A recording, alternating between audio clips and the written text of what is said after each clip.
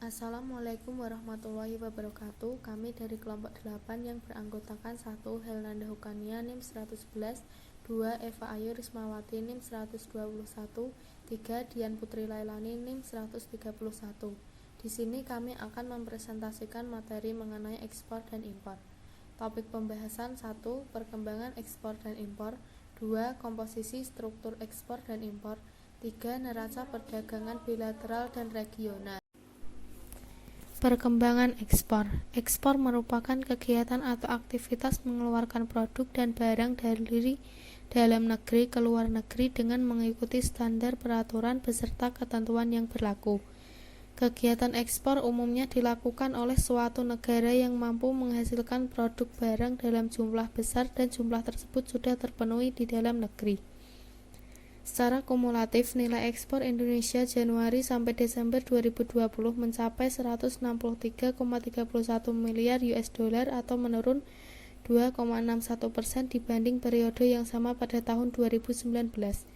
Demikian juga ekspor non-migas mencapai 155 miliar US dollar atau menurun 0,57%. Peningkatan terbesar ekspor non-migas Desember 2020 terhadap November 2020 terjadi pada lemak dan minyak hewan atau nabati sebesar 264,2 juta US dollar atau 11,23%, sedangkan penurunan terbesar terjadi pada besi dan baja sebesar 77,7 US dollar atau 66,06%. Menurut sektor ekspor non-migas hasil industri pengolahan Januari sampai Desember 2020 naik 2,95% dibanding periode yang sama pada tahun 2019. Demikian juga ekspor hasil pertanian naik 13,98%, sementara ekspor hasil tambang dan lainnya turun 20,70%. Ekspor non-migas Desember 2020 terbesar adalah Tiongkok, yaitu 3,32 miliar US dollar, disusul Amerika Serikat 1,87 miliar US dollar dan Jepang 1,25 miliar US dollar dengan kontribusi ketiganya mencapai 41,50%. Sementara ekspor ke Uni Eropa sebesar 1,27 miliar US dollar. Menurut provinsi asal barang, ekspor Indonesia terbesar pada Januari 2020 dan Desember 2020 berasal dari Jawa Barat dengan nilai 26,59 miliar US dollar atau 16,28%. Diikuti Jawa Timur 20,31 miliar US dollar dan Riau 13,77 miliar US dollar. Nilai ekspor Indonesia Oktober 2021 mencapai 22,03 miliar US dollar atau naik 6,89% dibanding ekspor September 2021. Dibanding Oktober 2020, nilai ekspor naik sebesar 53,35%. Ekspor non-migas Oktober 2021 mencapai 21 miliar US dollar, naik 6,75% dibanding September 2021 dan naik 52,75% dibanding ekspor non-migas Oktober 2020. Secara kumulatif, nilai ekspor Indonesia Januari sampai Oktober 2021 mencapai 186,32 miliar US dollar atau naik 41,80% dibanding periode yang sama tahun 2020. Demikian juga ekspor non-migas mencapai 176,47 miliar US dollar atau naik 41,26%. Peningkatan terbesar ekspor non-migas Oktober 2021 terhadap September 2021 terjadi pada komoditas bahan bakar mineral sebesar 820,3 juta US dollar atau 26,59%. Sedangkan penurunan terbesar terjadi pada mesin dan perlengkapan elektrik serta bagiannya sebesar 105,5 juta US dollar. Menurut sektor ekspor non-migas hasil industri pengolahan Januari sampai Oktober 2021 naik 35,53% dibanding periode yang sama pada tahun 2020. Demikian juga ekspor hasil pertanian naik 5,17% dan ekspor hasil tambang dan lainnya naik 87,70%.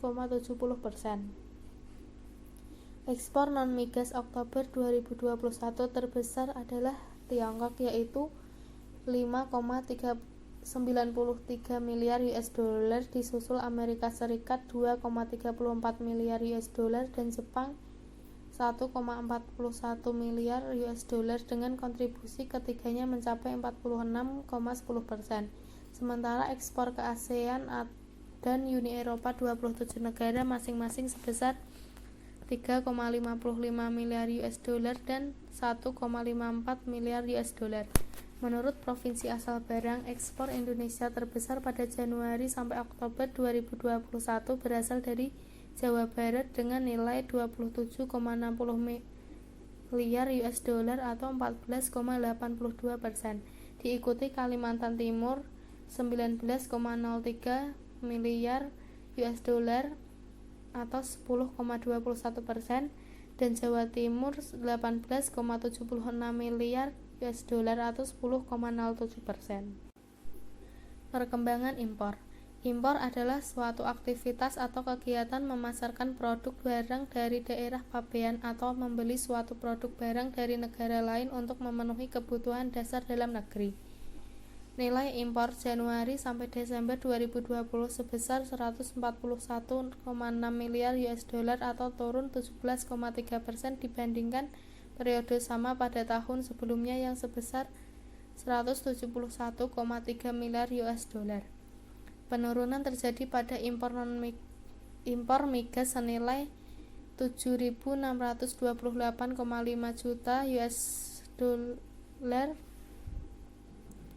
atau 34,86% dan non migas senilai 22.078,9 US dollar atau 14,78%. Penurunan impor migas disebabkan oleh berkurangnya impor minyak mentah senilai 2.312,9 juta US dollar atau 40,54% dan hasil minyak senilai 5.389,3 juta US dollar atau 39,41%. Sebaliknya nilai impor gas naik 73,7 juta US dollar atau 2,94%. Tiga negara pemasok barang impor non-migas terbesar selama Januari sampai Desember 2020 adalah Tiongkok senilai 39,35 miliar US dollar, Jepang 10,63 miliar US dollar, dan Singapura 8,12 miliar US dollar. Impor non-migas dari ASEAN senilai 23,41 miliar US dollar dan Uni Eropa senilai 10,09 miliar US dollar. Nilai impor seluruh golongan penggunaan barang selama Januari sampai Desember 2020 turun dibandingkan periode yang sama tahun sebelumnya. Penurunan terjadi pada golongan barang konsumsi 10,93%, bahan baku atau penolong 18,32% dan barang modal 16,73%. Nilai impor Indonesia September 2021 mencapai 16,23 miliar US dollar, turun 2,67% dibandingkan Agustus 2021 atau naik 40,31% dibandingkan September 2020.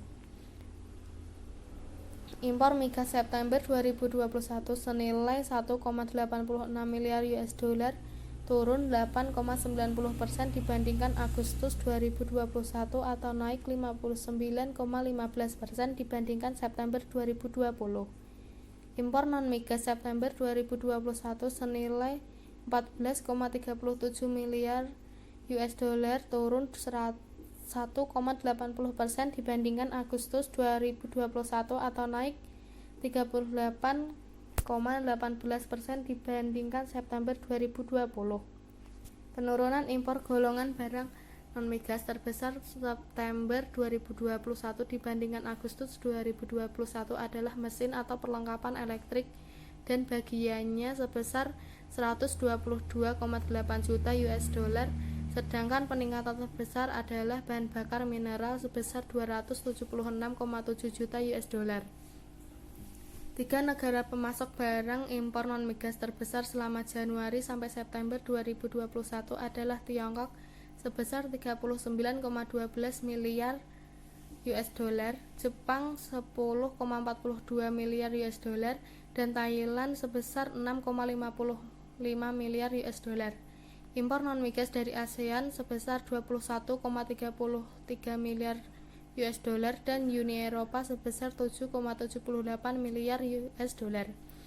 Menurut golongan penggunaan barang, nilai impor Januari sampai September 2021 terhadap periode yang sama tahun sebelumnya terjadi peningkatan pada barang konsumsi sebesar 3.498,3 juta US dollar, bahan baku atau penolong sebesar 28.926,8 juta US dollar, dan barang modal sebesar 3.110,7 juta US dollar atau 18,42%. Neraca perdagangan Indonesia September 2021 mengalami surplus 4,37 miliar US dollar terutama berasal dari sektor non-migas 5,30 miliar US dollar, sedangkan di sektor migas terjadi defisit 0,93 miliar US dollar.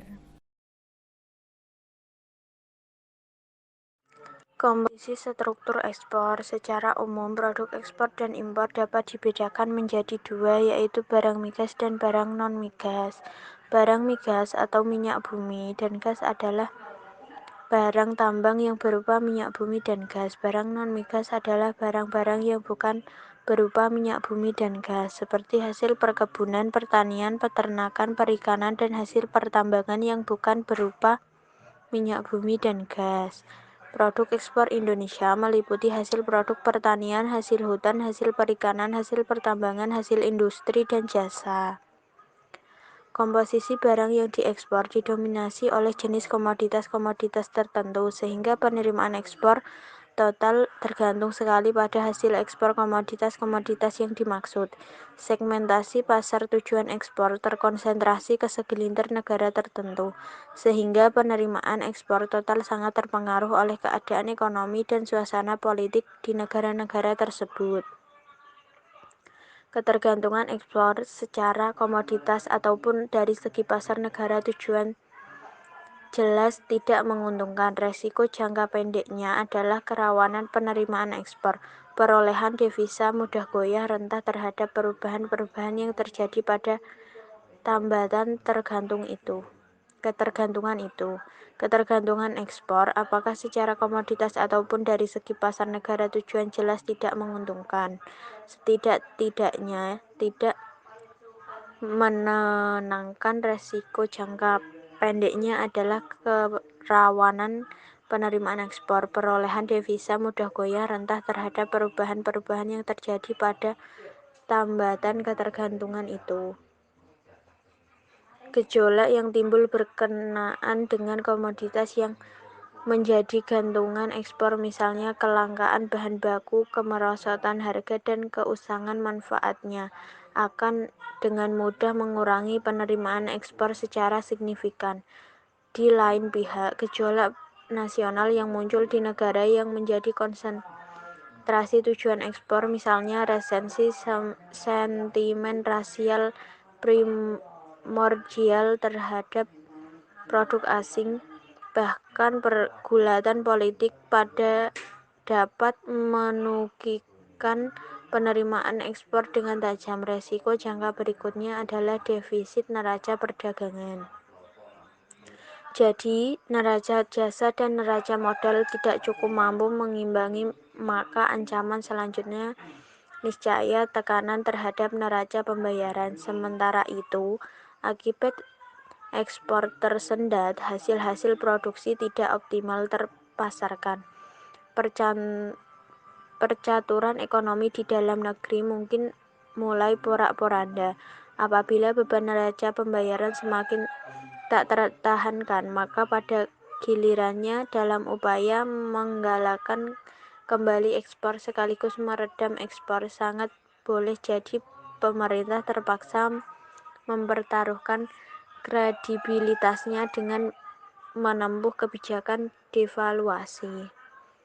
Untuk mengukur tingkat konsentrasi pasar atau geografis, dengan formula 4 diperoleh tingkat konsentrasi pasar ekspor di berbagai negara tujuan ekspor.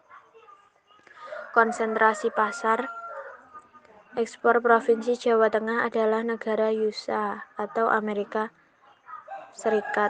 Pasar ekspor Provinsi Jawa Tengah terkonsentrasi pada 5 negara, yaitu Amerika Serikat, Jepang, Singapura, Jerman, dan Republik Korea.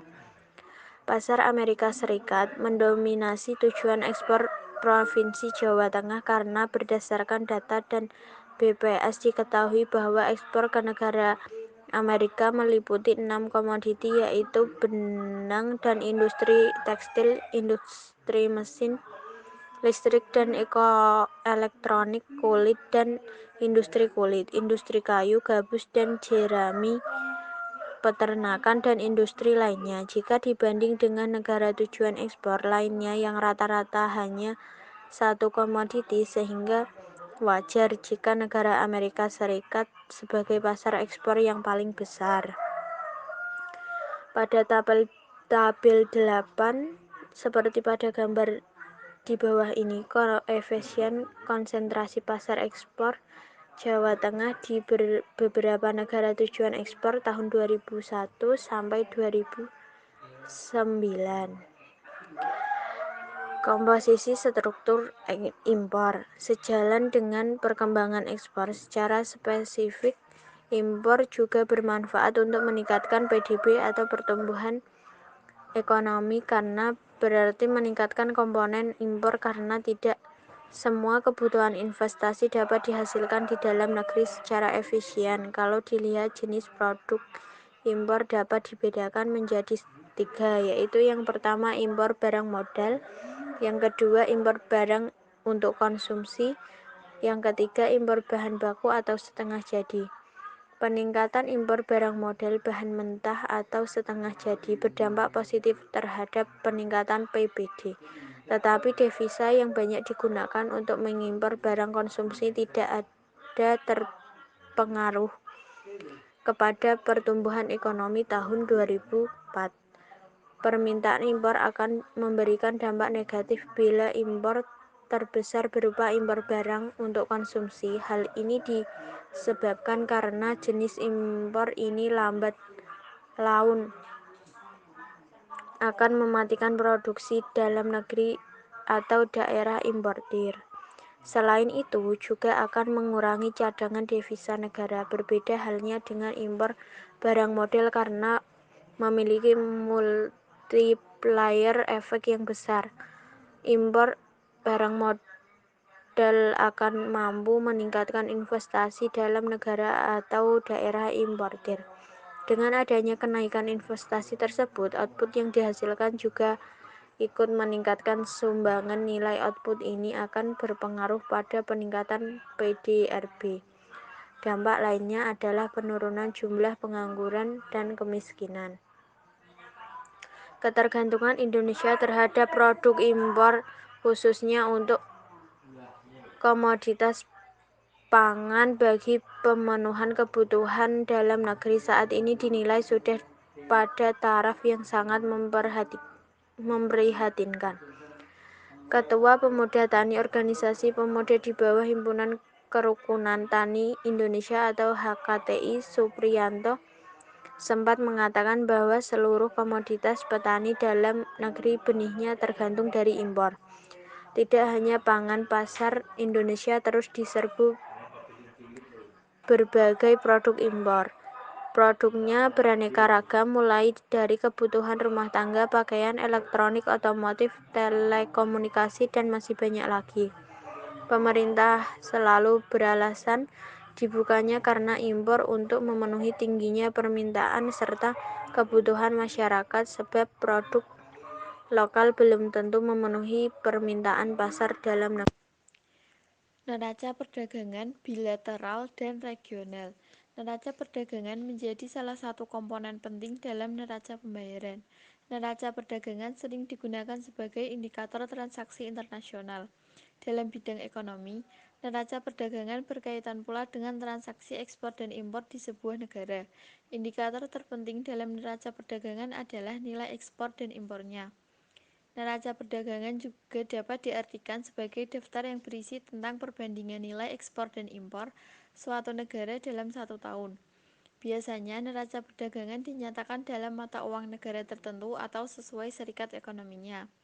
Contoh dolar untuk Amerika Serikat, pound sterling untuk Inggris, serta euro untuk Uni Eropa. Perdagangan bilateral dilakukan oleh dua negara.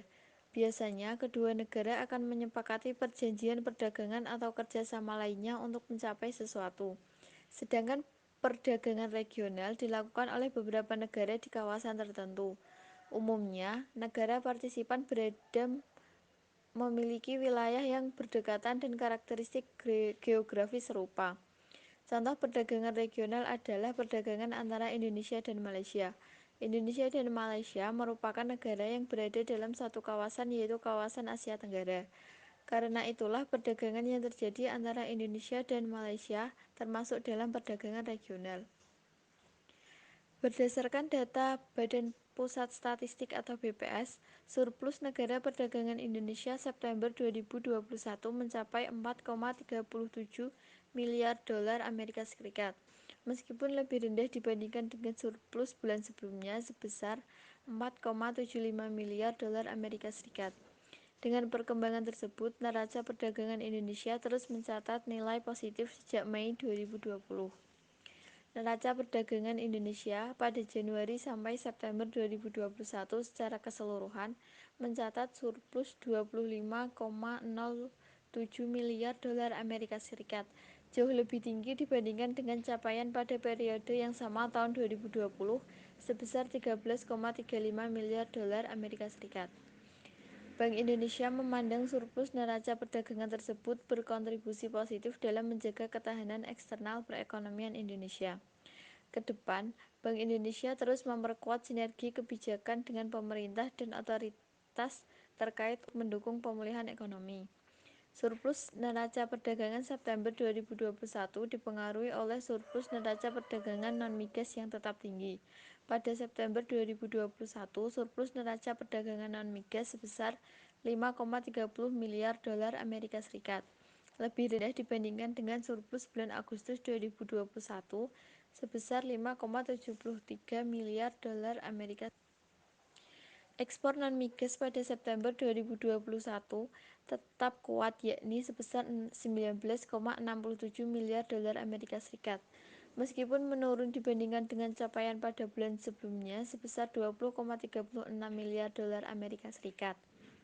Ekspor komoditas berbasis sumber daya alam, seperti bahan bakar mineral, termasuk batu bara, serta produk manufaktur, seperti besi dan baja, kendaraan, dan sebagainya, serta mesin dan peralatan mekanis tercatat meningkat. Ditinjau dari negara tujuan, ekspor non-migas ke Tiongkok, Amerika Serikat, dan Jepang tetap tinggi seiring dengan pemulihan permintaan global. Sementara itu, impor non-migas tetap kuat pada seluruh komponen, sejalan dengan perbaikan ekonomi domestik yang berlanjut.